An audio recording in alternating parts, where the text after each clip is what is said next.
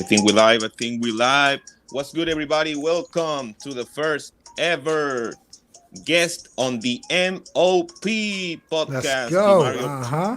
the Mario Barandi podcast, man. Seven Mitchell, man. Thanks so much for being here with me. The first ever guest on my show. I really appreciate it.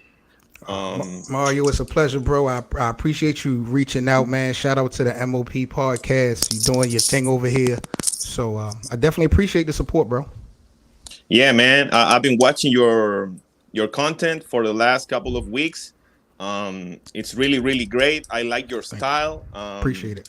When you say like I gotta talk to the Gotta talk to the bosses, bosses, bro. man, that's so funny, man. And even though for me, I'm not an English native, Okay. so my second language is English. I speak Spanish, which is my mother tongue. But I really like English. Obviously, I consume a lot of U.S. media, With the sports sports. media. Yeah. Um, so thank you, man. Thanks for being here.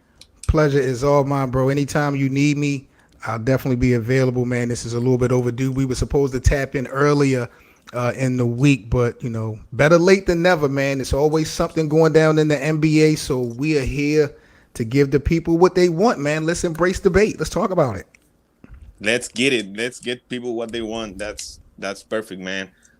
So today I have a comment here. Troco oficial. Vamos por encima con sending some fire emojis. Salute.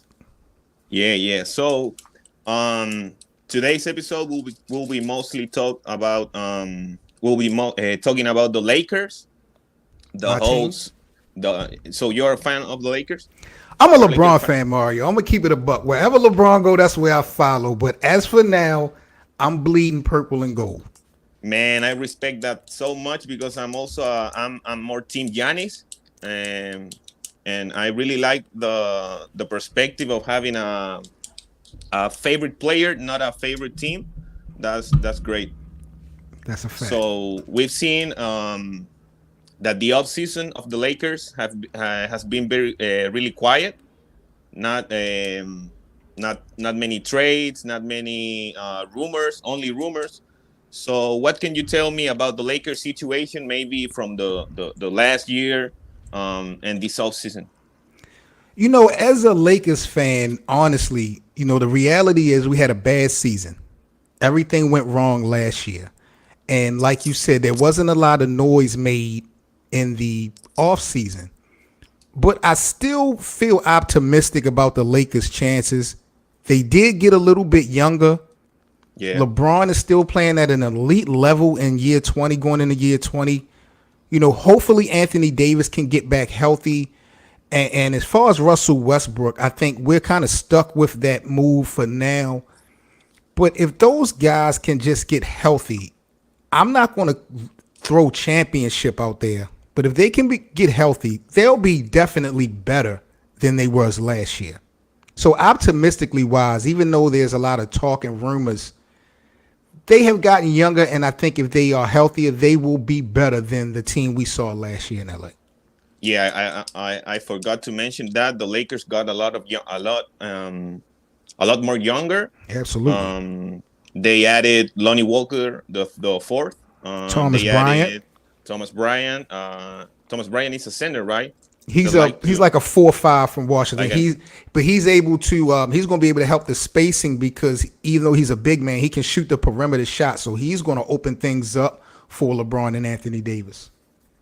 yeah. So they have added some couple of young pieces, but I would like to ask you about the veterans. The veterans, Carmelo, Dwight Howard, um, that have no team right now. They're looking for a team. Maybe I've heard the Golden State Warriors would like to sign Dwight Melo. Howard or Melo. I'm sorry. And the Brooklyn Nets would like to add Dwight Howard. So, what's your opinion about the vet situation that the Lakers were in the last year? On paper, it was a good experience. If you follow LeBron James, if you were a fan of Carmelo Anthony, throughout their career, it was fun to watch those guys play on the same team for once. But it just didn't work. And Dwight Howard, we talked about Dwight Howard on my podcast. I believe that Dwight Howard is an all Hall of Famer. I'm not sure about first ballot, but at this point in his career, and Carmelo, they really didn't do anything as far as an asset for the Lakers. They were more of a liability. They had their moments, but the Lakers had to get younger. If they wasn't going to get it done last year, it was really just a one-shot deal because everyone was so of age. I wouldn't mind having Carmelo come back to LA. You know, Carmelo is my guy. If he does wind up with Golden State, you know, that would maximize an opportunity for him to get a ring. So I'm good with that. Dwight Howard, he could still be a role depending on, you know, the defensive presence and need of that team. But the Lakers, in all actuality, even though I wasn't real happy that they got rid of those guys, they had to get younger. They didn't have any choice. Yeah, I agree with you 100%. They have to. The only option was to get younger. Yeah. I also forgot to mention they added JTA from the Warriors, Juan Toscano Anderson. New head coach in Darwin Ham. Yeah, Darwin. That's my dog, man. The mentality that he's bringing to the Lakers. He came from y'all. That's why he was with y'all guys, right? Yeah, he was a former Milwaukee Bucks assistant. I have to be honest. During the last playoff, I didn't know who Darvin Ham was, but I saw a specific situation in Game 7. If I remember correctly, in which Bobby Portis was doing his BS, was bullshitting, and Darvin Ham like grabbed him, and it was like stop doing this shit, man. And he gave me that. He commands respect. He commands respect. Absolutely. Yeah, I mean, absolutely. It would have been different if Mike Budenholzer would have done that. It's out of character from him, but right. Darvin Ham, as you said, he's very respectable. And you know what plays a role in that, Mario, a lot? It's the respect factor that the current players have for these assistant coaches who played the game. Yeah. You know, Darvin Ham can take that approach to a player because he's played the game before. People have a level of respect for that. Not to say that Coach Budenholzer doesn't have respect from his players, but if he doesn't play the game, he will never, ever totally understand the ins and outs, no matter how much of a good coach he was. So when you got guys like Ty Lue and, you know, what's the Boston Celtics first year coach, how successful he was. Yeah, Udoka, you know what I mean? His first year. These guys have played the game before, and, you know, it's just a different level of respect. So I see good things for Darvin Ham in the future, even early on with the Lakers. If I'm not mistaken, he won the 04 championship with the Pistons. Yep. He was a part of that team that knocked off Shaq and Kobe and Karl Malone, Gary Payton, and those guys. Yep, yeah, and also, I saw the All the Smoke episode where Darvin Ham was talking about his life. He said that he went to the military at some point in his life. But I really like his attitude, and he commands respect, as you said. That's perfect for what the Lakers need, in my opinion. The Lakers also added Troy Brown. From he was there before. I thought his name ring bells. See, guys like him, you know, I think they just filling the roster. At the end of the day, what we do have in front of us as a Lakers roster, I don't anticipate this being the same core that's going to be making the actual playoff run in the second half of the season. So, you know, what we see as the Lakers team right now probably will not be the same once we get to the All-Star break. Yeah. Besides getting younger, do you think the Lakers need to add some 3-point shooters? You can never go wrong adding shooters around LeBron James. That's going to be the big benefit. A recipe for success. A recipe of success, absolutely, for LeBron and the Lakers as a whole. The problem is the mistakes, the turnovers. You can have a guy available and open all day on the wing, waiting to shoot a three. But if Russell Westbrook is taking the ball down the court and jumping in the air and then decides to pass in midair and turn the ball over every time down the court, it doesn't make any difference. You understand what I'm saying? So just as important as the Lakers could use some shooters, they need to dumb it down when it comes to the turnovers and the mistakes. LeBron and Russell Westbrook, because of the usage rate, how much they have the ball, they turn the ball over a significant amount of times. One of the biggest reasons why the Lakers wasn't good last year. Yeah, and that doesn't mean that the Lakers or they will have a zero turnover game. That doesn't happen. But as you said, Westbrook was leading the league in turnovers. Yep, until like the last couple games. If it wasn't for Yeah. him missing, he'd have got that by a landslide, you know. And these guys, him and LeBron, like when they be getting 7, 8 turnovers in a game, like you can't win. Like You can't win like that. Yeah, it's unbelievable. It could have been similar to what Boston. Well, the same ratio that Boston was turning the ball over Yep, that's during right. the finals. Especially in the finals. Yep. Yeah. So, do you think maybe they can add a real point guard to maybe cut down the amount of turnovers? It's interesting, Mario, that you bring that up because I was reading an article in an interview with Darwin Ham, and they were talking about LeBron James and his usage rate. According to Darwin Ham, he wants LeBron to have the ball in his hand almost every possession. Yeah. So it's kind of like a catch-22. I believe LeBron's basketball IQ is way higher than Russell Westbrook's. So Definitely. I'm good with it's not a doubt. yes. So I'm good with LeBron handling the ball the majority if needed, but it shouldn't have to be like that. He's year 20. You understand what I'm saying? But whatever works, just get it done. That's a great point you make. Maybe some people expect that LeBron to record 10 assists, to record 40 points, to play 40 plus minutes. But at this stage of his career, almost being 38 years old, I have to agree with you that it's not it's not productive. Favorable. Yeah, it's not because look at the numbers that he put up last year in year 19. He averaged almost 30 points. He had outstanding numbers, but if it doesn't equate to wins, it doesn't make any difference because they'll just say that he's stat stuffing and he's chasing records. He's going to need the help. That's the bottom line. We're just going to see, though, because LeBron, again, at age 38, 37, year 20, is still light years above the average player at that age. Yeah, and sure. with those many miles on his leg. So even though we may feel like LeBron has fallen off, he ain't no average. He ain't fell off to like an average. He's still up there, top He's 5. A prodigy. Yes. So we saw also when he was playing at the Drew League, he hasn't missed a bit.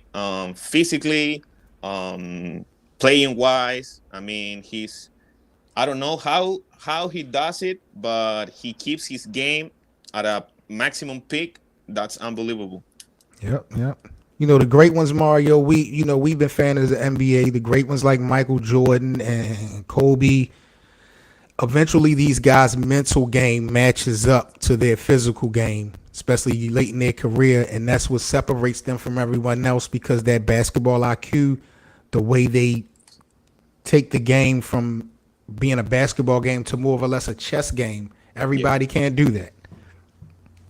That's what Draymond said when he was asked during the finals about comparing the basketball IQ of Boston and to Golden compare to LeBron James. He said like it was an insult to put in the same breath Boston players, which are young, compared to LeBron, which is in my book the highest IQ ever.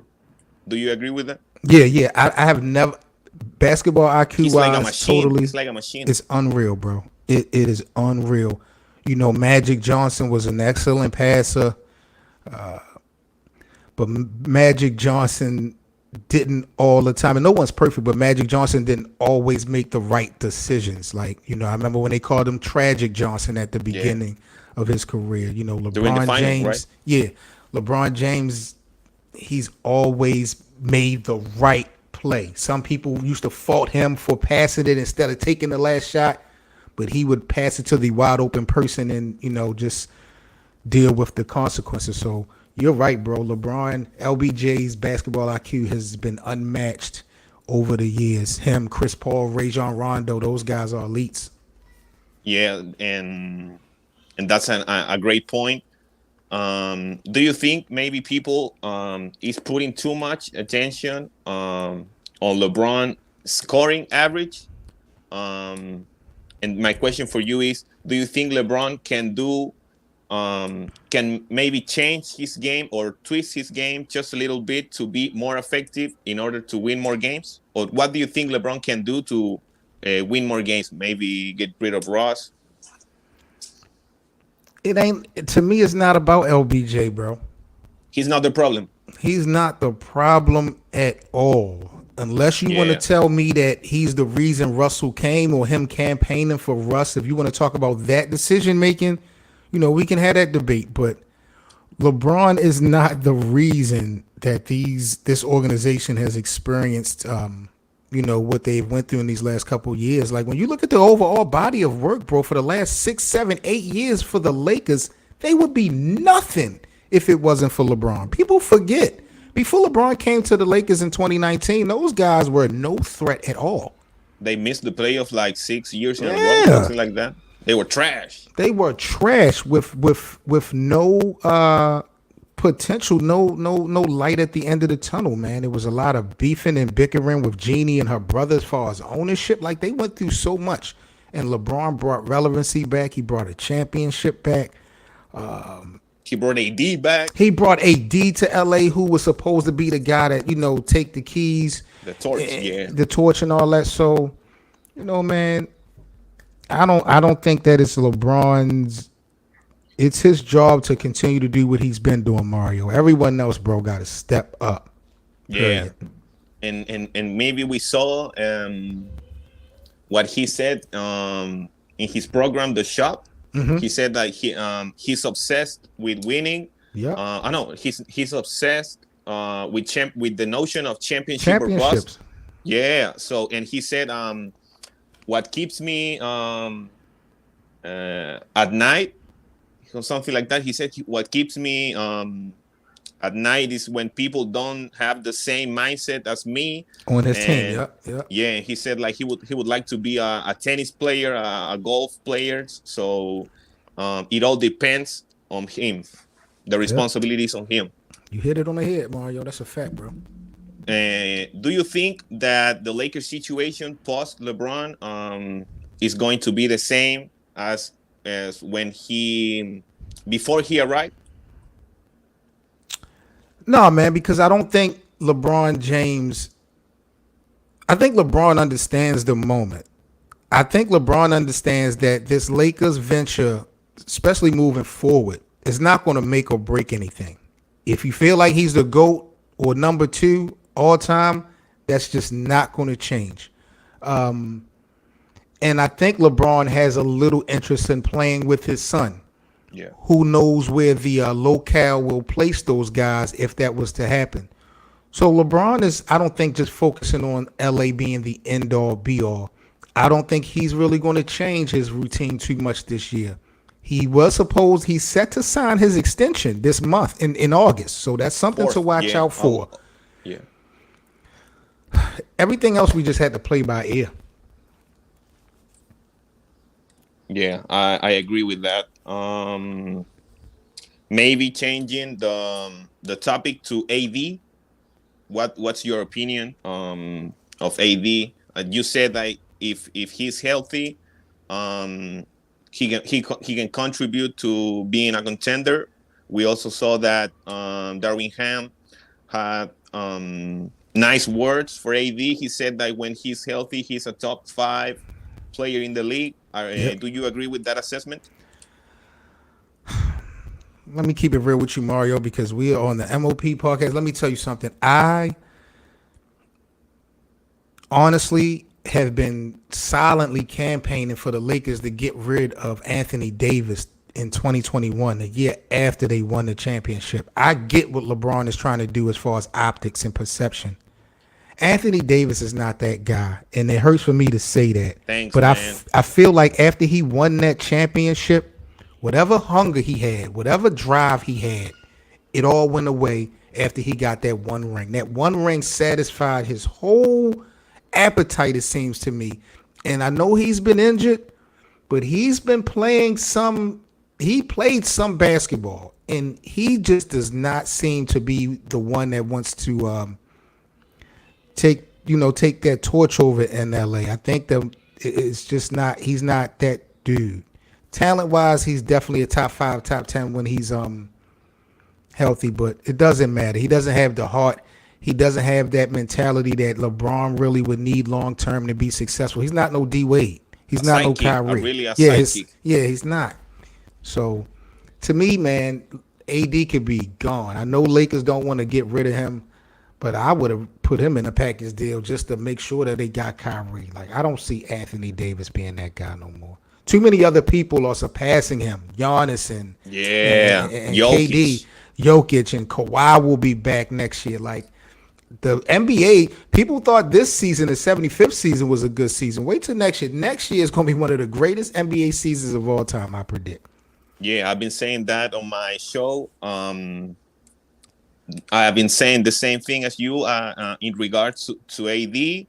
For me, he's not that guy. He was never that guy in New Orleans. Nope. He was never the guy in Kentucky LA, or in Kentucky. Nope. He will never be the guy, and that's okay. That's who he is. But a question that I have for you is that that's obvious. I'm sorry, but is that what differentiates the greats from the great ones? The ones who, when they got that ring, they are even more hungry the next year and they try to win it.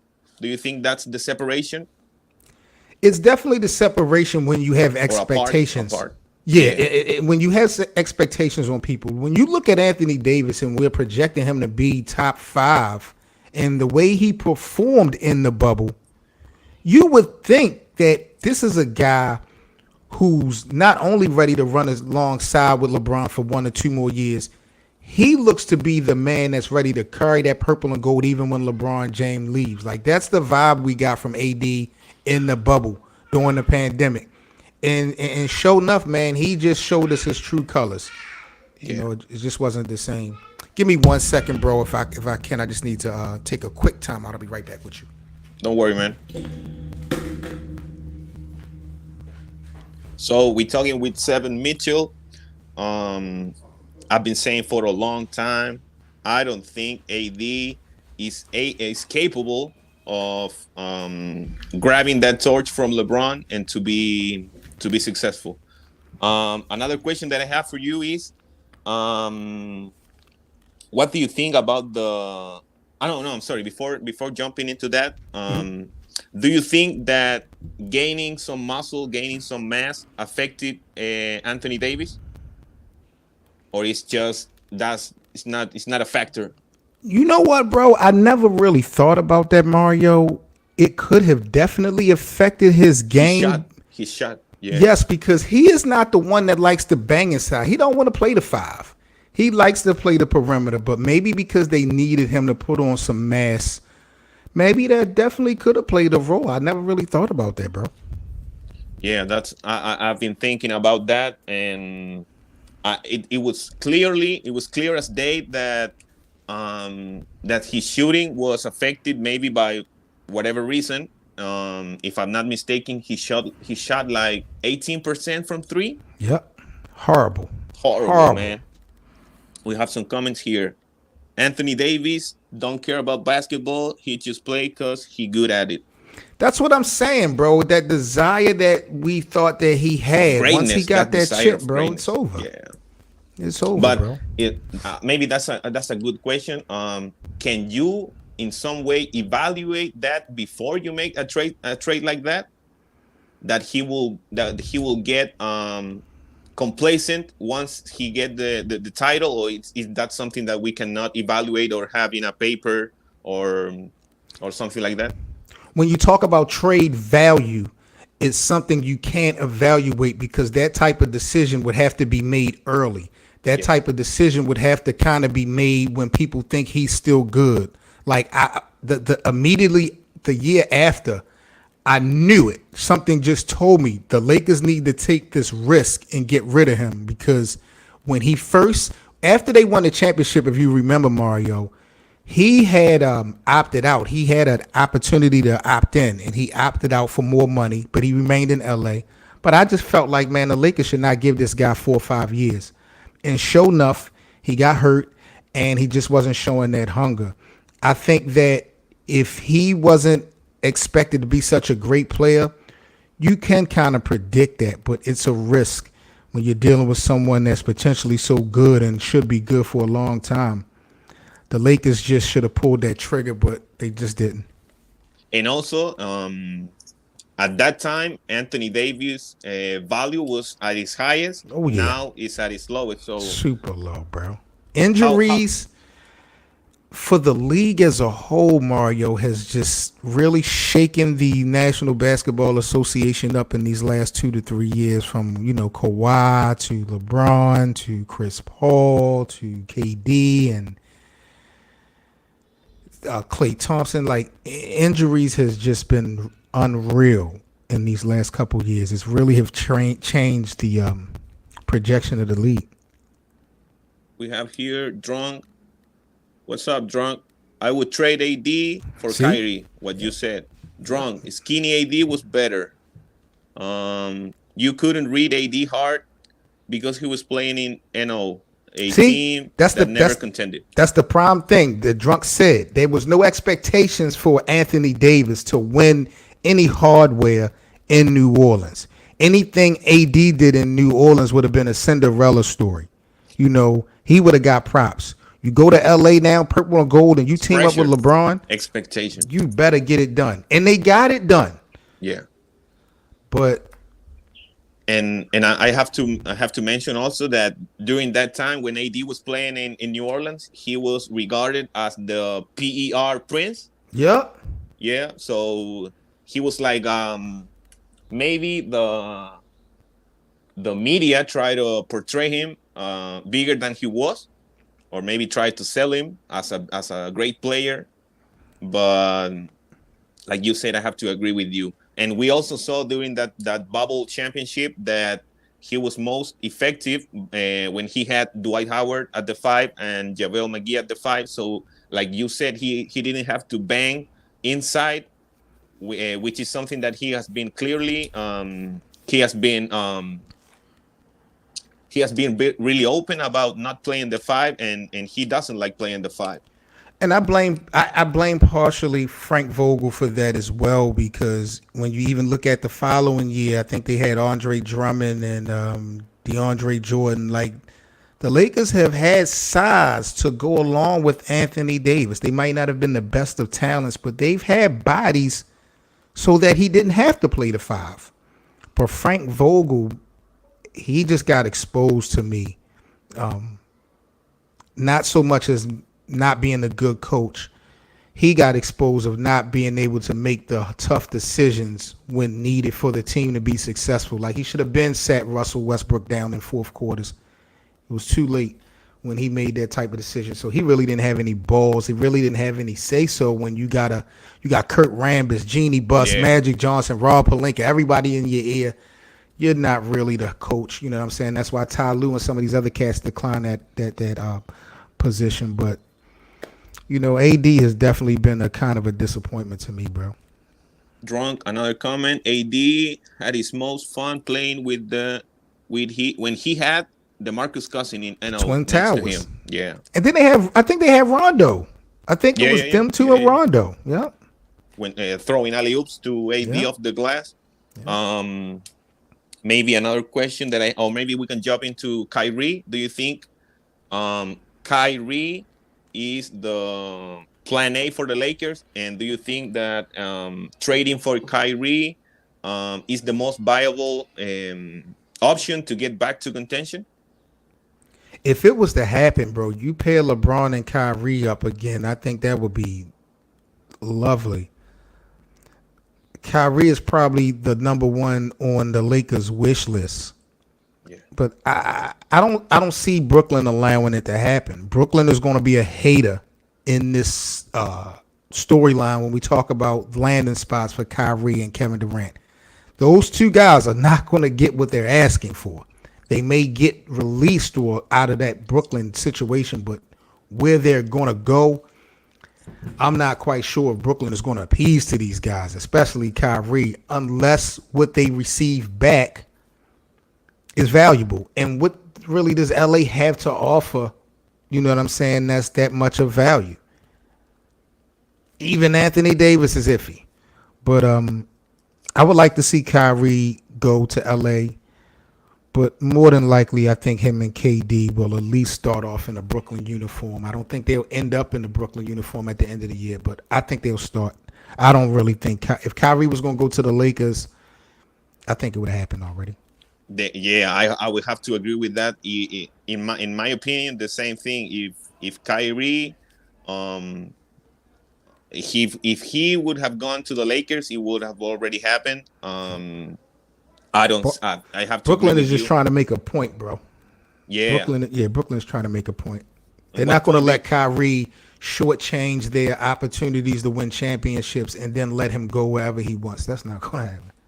Yeah, and that's realistically how that's not how business works, especially in the NBA. It's not like, oh, you wanna leave? Oh, okay, we'll trade you to the Los Angeles Lakers. Maybe like a connection there. Do you think that the Lakers? It's a two-part question. Maybe do you think that the Lakers need to include THT in a possible trade? And do you think that the Lakers need to mortgage future picks for the present? Absolutely. You know, THT in that bubble year was labeled as untouchable. Yeah, that you know, was crazy, man. That was another mistake. He did play well that season, but you know, he's definitely has to be a part of the package. Yeah, but the problem is what we saw from him last year versus what we saw from him year before last was a decline. So even though he's playing, his value to me went down. Yep. Maybe he reached his ceiling. The one thing that comes to my mind when I heard the name THT is his wingspan. Yep. Hasn't done anything, bro. It hasn't done anything. And the Lakers lost Malik Monk. That's the loss that I really was upset about. To the Kings. He went to the Kings. Yeah, I'm upset about that. Wish they'd have kept him. Yeah. I really like when they signed Malik Monk last year. Yep. He's after very losing athletic. Caruso. Yep, he played well. Another big mistake by the Lakers. Get rid of Alex Caruso. Yeah. The bald eagle. He had a lot of the GOAT, a lot of nicknames. Yeah. Let's put a hypothetical scenario. Kyrie is not coming to the Lakers. Do you think that what's the best option for the Lakers? Trading Ross maybe to Indiana for Miles Turner and Buddy Hield, or maybe staying put, bring Ross back, see what happens. If he doesn't work, if he's not putting the requisite effort, maybe just send him home. Russ is going to give you maximum effort. Mistakes or not, Russell never shortchanges the fans. I'll give him that. He brings his intensity every game, regular season, postseason. He doesn't cheat the fans. He can play 2 games in one night. Correct. If we're talking about hypothetically for LeBron. Yeah. What's best for LeBron? The Lakers have to, and there's really no one available, but they need another superstar or another star. They can't afford to just get Russell off the books. Like, it would have to be something so far-fetched like Westbrook for Damian Lillard or Donovan Mitchell. Like, they have to have another superstar for this short window that LeBron has with this subpar Anthony Davis. if we're talking about the Lakers as an organization, just getting Westbrook off of their books is good. They can take the Indiana trade, take some big men, but those big men, Miles Turner and stuff, that's not going to help LeBron Yeah. purpose to win a championship in these next 2 seasons. So it's two different things, bro. If we're talking about the Lakers, that's one thing, but if we're talking about what's best for LeBron, totally different. So I hate to say it, bro. Maybe Westbrook should just be still. Maybe Westbrook should be still. Because we saw Westbrook attending the Darwinham introductory press conference. We saw him at the summer league when he didn't engage with LeBron. He didn't say hi. And another question I have for you: you saw it, I saw it. We have our opinion about AD. Do you think that LeBron is being that he can see what we see in AD, or maybe he's trying to gas him up to, hey, maybe AD, we will be better next year, blah, blah, blah? LeBron know it's a wrap. LeBron know. If you and I know, we talking about the guy with the IQ of basketball. He knows. But at the end of the day, what can you do? Yeah. As a real one, you got to go down with your troops. LeBron would be fake, a fraud, if he didn't try to bring AD up. Keep pushing him until. That's a great point, man. That's a great point. He'll be a straight fraud. So I'm not faulting him, but he know. Just like he knew last year that the Russell Westbrook experiment wasn't going to work. I believe LeBron by Christmas break, LeBron knew that wasn't going to work. But what options do you have? You don't have a lot of money. You don't have a lot of trade value. You don't have a lot of draft picks that people want. Like, we have some comments here. Lakers being petty, saying they need Seth with Kyrie instead of Joe Harris. Trade could have been done. That's a great point. Braun thought he could make another Caruso with Austin Reeves. Yep. GM messed up the roster. Now he planning on going back to Cleveland. Man, come on, man! Don't play with LeBron like that. GM. I mean, if it's gonna take him linking up and playing with Bronny if it happens in Cleveland, I'm good with that. I'm not mad at that at all. And Cleveland has a young core: Garland, Mobley, Allen. They got some guys. They might not even want LeBron back. Let's be honest. Yeah, they might not even want LeBron back. Another question that I have for you, David McManaman, and it was maybe Tim Bontemps. I forget. I'm forgetting the name, but he said that maybe if Ross does not work on the Lakers and he gets traded to another team, and obviously he gets bought out. Do you think that we have seen the end of his career, maybe potentially? Absolutely not. Russell Westbrook has not lost a beat. Russell Westbrook is the same. He's still the same guy. He still can average a triple-double. The problem is what Russell Westbrook brings to the table does not match the menu that's needed for the Lakers to win. Like, Russell Westbrook can go somewhere else and get right back to them OKC numbers. Get right back to them Houston Rockets numbers. I don't think we've seen the end of Russell as far as an individual. But some will argue no one never thought he would win a championship because of that style of play. And if LeBron can't get it done, nobody can get it. No one is going to get it done. So may see him, break some records and continue to be dominant when it, comes to explosiveness.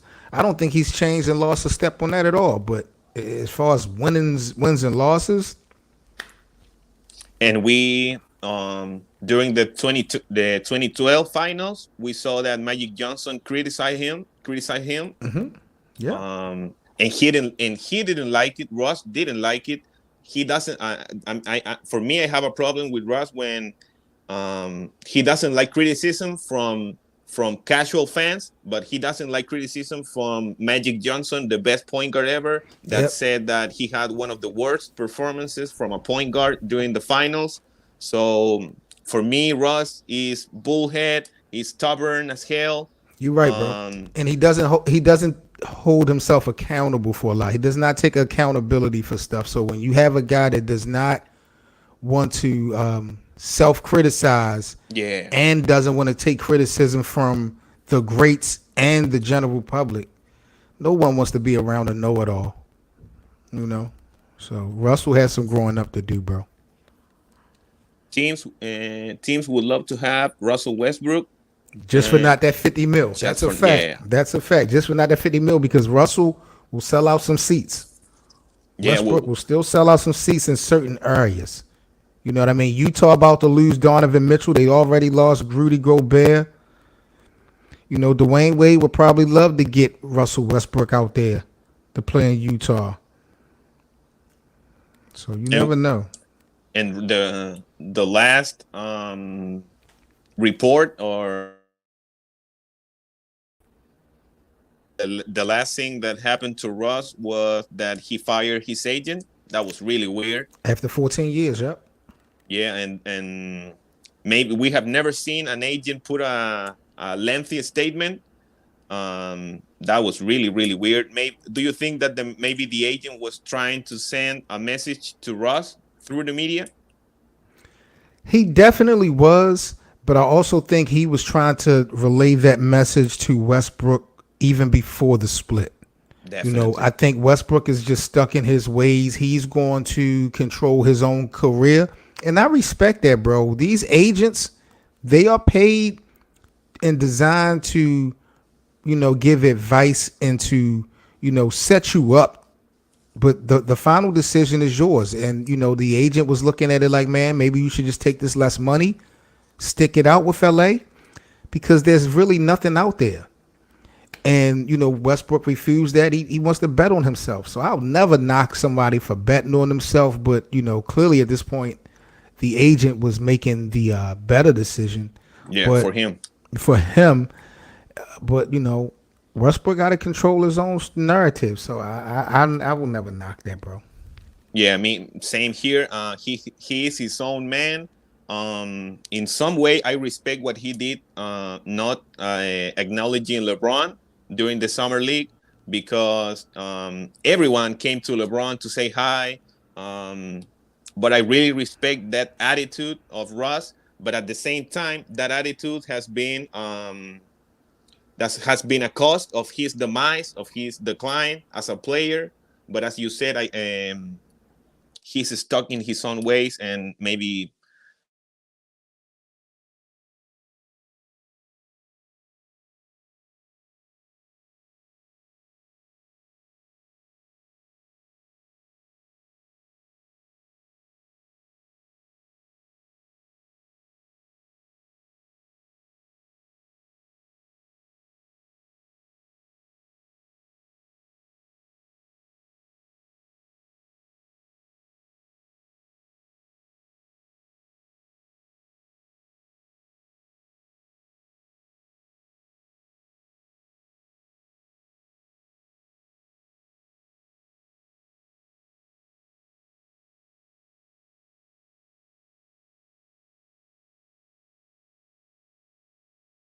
There we yeah, go. We back. we Got you. back.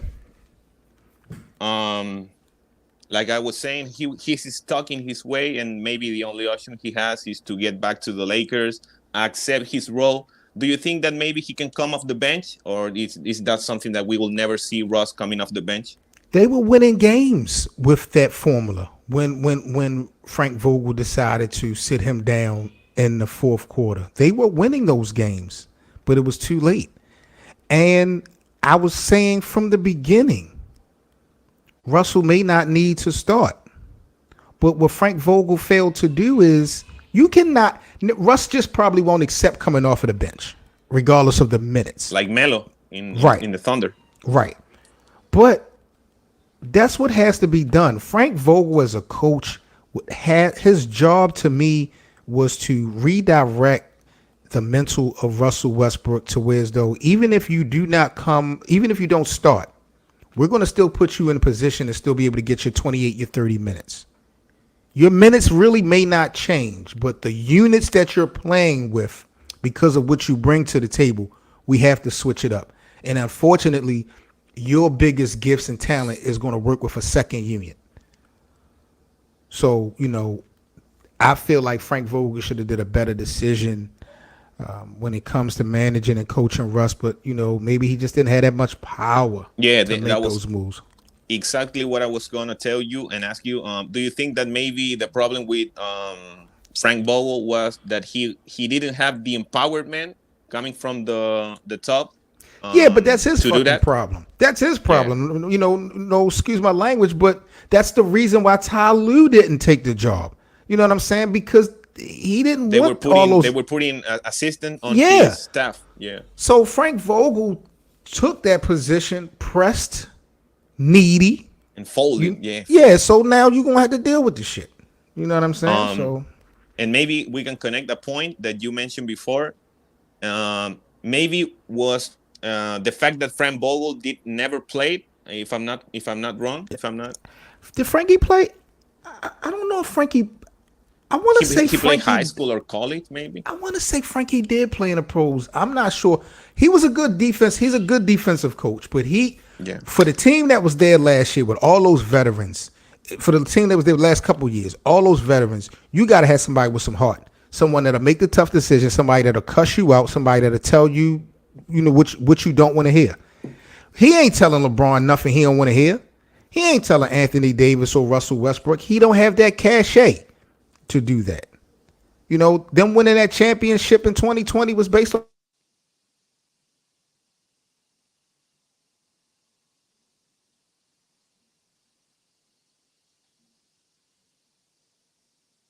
That's the reason I I think feel we lost like, you. Yeah, yeah, yeah, yeah. yeah, but I don't think Frank led those guys to a championship in 2020. Losing Kobe, having those guys just come together as a team, that's what got the Lakers a championship, And man. 4 months of rest. Yeah, Vogel just good defensive coach. He don't have no heart, no guts, Yeah, and without that, you can't coach these elite guys. that's the reason why Darvin Ham is the new coach of the Lakers. Yeah, That's the way you are describing Frank Vogel. That's the opposite of total Darvin Ham. opposite of Darwin Ham, bro. And Genie and them should have, but that's what Genie and them wanted. They wanted when Frank got hired. When they hired Frank, that was the design. They wanted to have someone that would be basically a puppet. Yeah, You know what yeah. I'm saying? So it is what it is, bro. But Mario, I need to get up out of here, bro. I appreciate you so much for having me on. Son is going crazy, so let me get to these kids. Appreciate your platform. Dope show. Thank you, man, for coming. Absolutely, man. I hope you guys, man, enjoyed today's podcast with myself and Mario. Check out my show as well, the Best of Seven Sports Talk. It's available on all listening platforms, on YouTube as well. So check out the YouTube channel. I'm going to have Mario on my show real soon. So we're definitely going to chop it up much more in the upcoming days when it comes to the NBA. Thank you so much again, bro, for having me. Thanks, man. Thanks for coming here. We'll be cooking something for your channel. So thank you very much for coming here to MOP. Absolutely, man. Make sure y'all subscribe to the MOP podcast, man. One of the dopest podcasts in the NBA. We talking raw, uncut, and unfiltered. Salute, Mario, my bro. Thank you again, family. Thank you, man. Alrighty. Thank you, man. Peace. I have another comment here from Drunk. Drunk, they say Russ wants out of LA and the agent thinks Russ should stay in LA. That's the conflict that we have here. Russ knows another year in LA will hurt the way he is looked at after his career is over. Yeah, that's a fact. The problem was Frank Vogel had to ask front office before he did anything. Yeah, he was like as seven mentioned, he was like a puppet for the Lakers. Vogel was a starter on a D3 team. Yeah, I remember I remember something like that. Jorge Whittaker, great chat, great guest. Thank you, man. Thank you, man. Drunk, great interview, podcast. Thank you very much to everyone that listened to this podcast. I'm very I feel really great. I feel really great about doing this in English.